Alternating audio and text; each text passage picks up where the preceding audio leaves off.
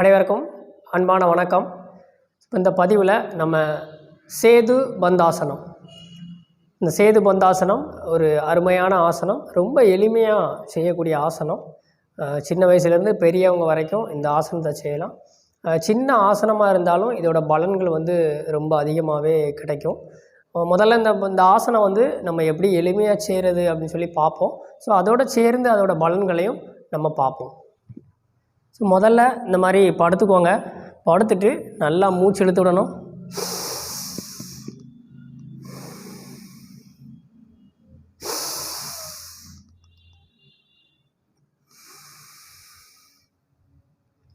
So அதுக்கப்புறம் என்ன பண்ணால் உங்களோட கால் முட்டியை மடக்கி இந்த மாதிரி வச்சுக்கணும். ஸோ இதில் உங்களோட 2 காலுக்கும் இடையிலையும் தோள்பட்டை அளவு இடைவெளி இருக்கணும். அந்த ஷோல்டர்லும் கேப் கரெக்டாக வச்சாதான் நம்மளால் ஈஸியாக செய்ய முடியும். இந்த காலை ரொம்ப அப்படி உள்ளே மடக்க வேண்டாம். சிலவங்க என்ன பண்ணுவாங்க, ஆரம்பத்தில் இவ்வளோ தூரம் அப்படி மடக்கி வச்சு பண்ணுவாங்க. ரொம்ப கஷ்டமாக தான் இருக்கும். நீங்கள் என்ன செய்யணும், காலை கொஞ்சம் வெளியே தள்ளி வச்சுக்கோங்க. இந்த கால் இருக்கு இல்லையா, இந்த இடம் ஒன்று நேராக இருக்கணும். இல்லை முடியாத பட்சத்தில் கொஞ்சம் இந்த மாதிரி இருந்தாலும் கிராஸாக இருந்தாலும் பரவாயில்ல. ஸோ முடிஞ்ச அளவுக்கு இந்த மாதிரி நார்மலாக வச்சுட்டு உங்களோட கையை இந்த மாதிரி பக்கத்தில் இந்த மாதிரி உங்களோட உள்ளங்கை இப்படி தரையை பார்க்க இருக்கிற மாதிரி இந்த மாதிரி வச்சுருங்க ஆரம்பத்தில். ஸோ இந்த மாதிரி வச்சுட்டு என்ன பண்ணணும் அப்படின்னா, உங்களோட இடுப்பை மட்டும் மெதுவாக அப்படியே மேலே தூக்கணும். ஸோ இதில் ஒரு 10 வினாடி முதல்ல வச்சுருக்கணும். 1 2 3 4 5 6 7 8 9 10. ரிலாக்ஸ். ஸோ அது முடித்ததுக்கப்புறமும் நல்லா மூச்சு இழுத்து விடணும்.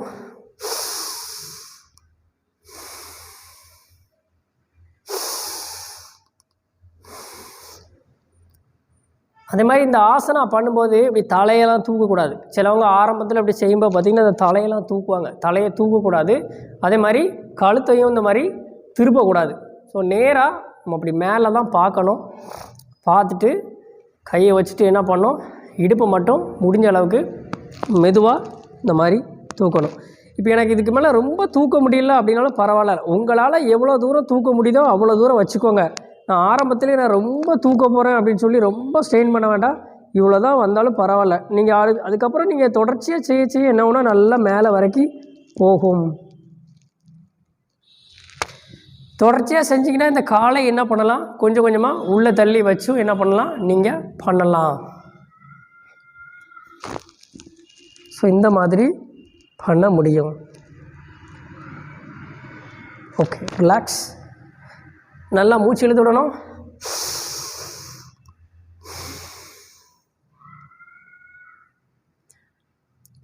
இப்போ சிலவங்களும் கொஞ்சம் தூக்க முடியலை அப்படிங்கிற பட்சத்தில் உங்கள் உள்ளங்கையை நீங்கள் தரையில் வச்சுருக்கீங்க இல்லையா, கொஞ்சம் தரையில் உங்களுக்கு சப்போர்ட்டுக்காக லேசாக தரையை ப்ரெஸ் பண்ணிவிட்டு கூட, தரையை அழுத்திட்டு கூட என்ன செய்யலாம், நீங்கள் இப்படி தூக்கி பார்க்கலாம். சரி, இது எல்லாமே நான் நல்லா பண்ணிட்டேன், எனக்கு நல்லா மேலே வரைக்கும் வருது, செய்கிறதுக்கே கொஞ்சம் ஈஸியாக இருக்குது அப்படிங்கிறவங்க என்ன பண்ணணும் அப்படின்னா, உங்களோட இந்த கணுக்காலை இந்த மாதிரி பிடிக்கணும். 2 கையாலையும் இந்த மாதிரி பிடிக்கணும். இப்போ எனக்கு ஒரு பக்கம் தான் பிடிக்க முடியுது, இன்னொரு பக்கம் பிடிக்க முடியல, நீங்கள் அப்படி செய்யக்கூடாது. பிடிச்சா 2 பக்கமும் பிடிச்சிடணும். இந்த மாதிரி பிடிச்சிட்டு அதுக்கப்புறம் என்ன பண்ணணும் அப்படின்னா, மெதுவாக அதே மாதிரி இடுப்பை நல்லா மேலே தூக்கணும். எவ்வளோ தூரம் வருதோ அவ்வளோ தூரம் செஞ்சால் போதும். தலையை தூக்கக்கூடாது. உங்களோட ஷோல்டரையும் தோள்பட்டையும் தரையிலேருந்து வெளியில் வரக்கூடாது, தூக்கக்கூடாது, மேலே அப்படியே வச்சுக்கணும்.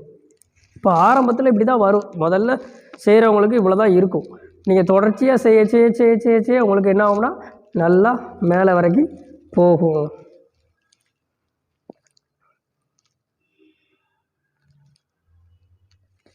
Okay, relax. முடித்ததுக்கப்புறம் நல்லா மூச்சு இழுத்து விடணும்.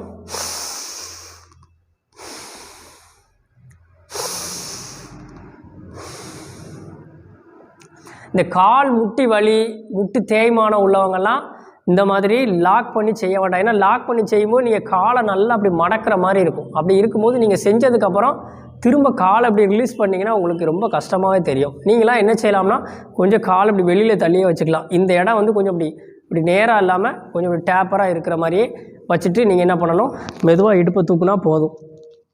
அதுலேயும் நல்ல பலன் கிடைக்கும். அதுக்கப்புறம் மெதுவாக இறக்கணும். வேறு முட்டியில் வேறு எந்த பிரச்சனையும் இல்லை, எனக்கு ஃப்ரீயாக இருக்குது அப்படிங்கிறவங்க மட்டும் இந்த சேது பந்தாசனா முதல்ல பார்த்தது நம்ம செஞ்சுட்டு நீங்கள் அதுக்கப்புறம் நல்லா இந்த பக்கம் பிடிக்கணும். நல்லா கிரிப்பாக பிடிச்சிட்டு தலையை திருப்பக்கூடாது, மூச்சு இழுக்கணும். மூச்சை விட்டுட்டே அப்படியே மேலே தூக்கணும்.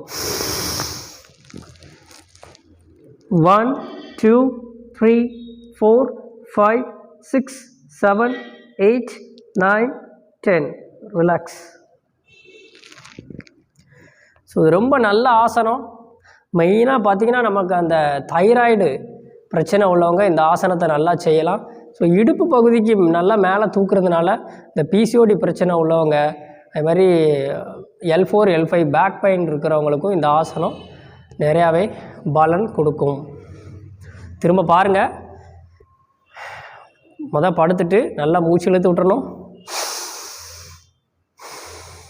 அதுக்கப்புறம் கால் முட்டியை மடக்கி வைக்கும், தோள்பட்டை அளவு இடைவெளி இருக்கணும். ஆரம்பத்தில் கையை அப்படியே கீழே வச்சுட்டு இடுப்பை மட்டும் தூக்குதும். இதை நல்லா செஞ்சு பழகினதுக்கப்புறம் உங்களோட கணுக்காலை இந்த மாதிரி பிடிக்கணும். பிடிச்சிட்டு கழுத்தை எதையும் திருப்பக்கூடாது. அப்படியே என்ன பண்ணுறோம், இடுப்பை மட்டும் முடிஞ்ச அளவுக்கு நல்லா மேலே தூக்குதும். இந்த கையில் இப்படி தூக்கு சிலவங்களுக்கு இங்கே தரையில் அப்படி வச்சு தான் படல, கேப் இருந்தாலும் பரவாயில்ல. 1 2 3 4 5 6 7 8 9 10. ரிலாக்ஸ். நீங்கள் இந்த ஆசனம் செய்யும்போது பேசக்கூடாது. இப்போ நான் உங்களுக்கு சொல்கிறதுனால நம்ம ஒரு 10 வினாடி நிப்பாட்டணும் அப்படிங்கிறதுக்காக நம்ம கவுண்ட் பண்ணுறோம். மற்றபடி நீங்கள் இந்த ஆசனத்தில் இருக்கும்போது பேசக்கூடாது, அமைதியாகவே செய்யணும். ரைட். நல்லா மூச்சு இழுத்து விடுங்க.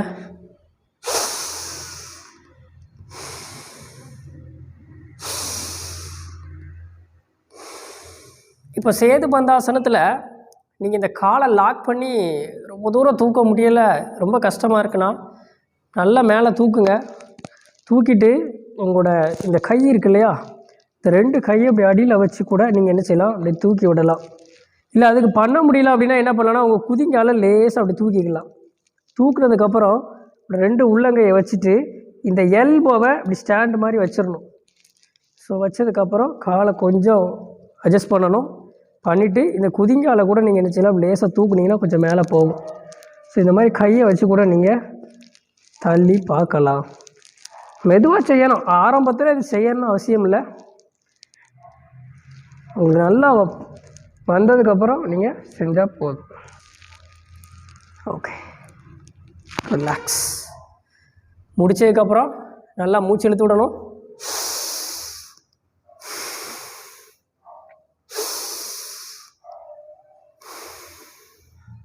ஸோ இப்போ நம்ம இந்த சேது பந்தாசனத்தை எப்படி ஸ்டெப்பாக செய்யணும்னு சொல்லி பார்த்தோம். ஸோ இந்த ஆசனத்தை முயற்சி பண்ணி பாருங்கள். தினமுமே இந்த ஆசனத்தை நீங்கள் செஞ்சு பார்க்கணும். ஸோ அப்போ தான் அதோட பலன் நமக்கு கிடைக்கும். இந்த ஆசனத்தில் நம்ம சொன்ன மாதிரி இந்த தைராய்டு சுரப்பி நல்லா செயல்படும். அதனால் இந்த செரிமான பிரச்சனை உள்ளவங்க, அப்புறம் பார்த்திங்கன்னா சர்க்கரை நோய் உள்ளவங்க, இவங்களுக்கெல்லாம் இன்சுலின் சுரக்கிறதுக்கெலாம் நல்லா வாய்ப்பு உண்டு. அதே மாதிரி இந்த தைராய்டு பிரச்சனைனால உடம்பு அதிகமாக வெயிட்டு போடுது அப்படிங்கிறவங்களாம் இந்த சேது பந்தாசனத்தை நல்லாவே செஞ்சு பார்க்கணும். பேக் பெயின் இருக்கவங்க, அடி முதுகு வலி இருக்கிறவங்களும் இந்த சேது பந்தாசனத்தை செஞ்சு பார்க்கணும். ஸோ இடுப்புக்கு நல்லா மேலே தூக்குறதுனால நிறைய பலன்கள் நமக்கு கிடைக்கும். இந்த ஆசனத்தை செய்கிறதுனால கொஞ்சம் எளிமையான ஆசனம் தான். நீங்கள் முறையாக அதை படிப்படியாக செஞ்சு பார்த்தீங்க அப்படின்னா இந்த ஆசனம் நல்லாவே வந்துடும். ஸோ வேறு எதுவும் சந்தேகம் இருந்தால் கமெண்ட்டில் சொல்லுங்கள். இந்த வீடியோ உங்களுக்கு பிடிச்சிருந்தா மற்றவங்களுக்கு ஷேர் பண்ணுங்கள். நம்மளோட சேனலை சப்ஸ்கிரைப் பண்ணலை அப்படின்னா சப்ஸ்கிரைப் பண்ணி வச்சுக்கோங்க. மேலும் பல தகவலுடன் நம்ம அடுத்த வீடியோவில் சந்திப்போம். நன்றி, வணக்கம்.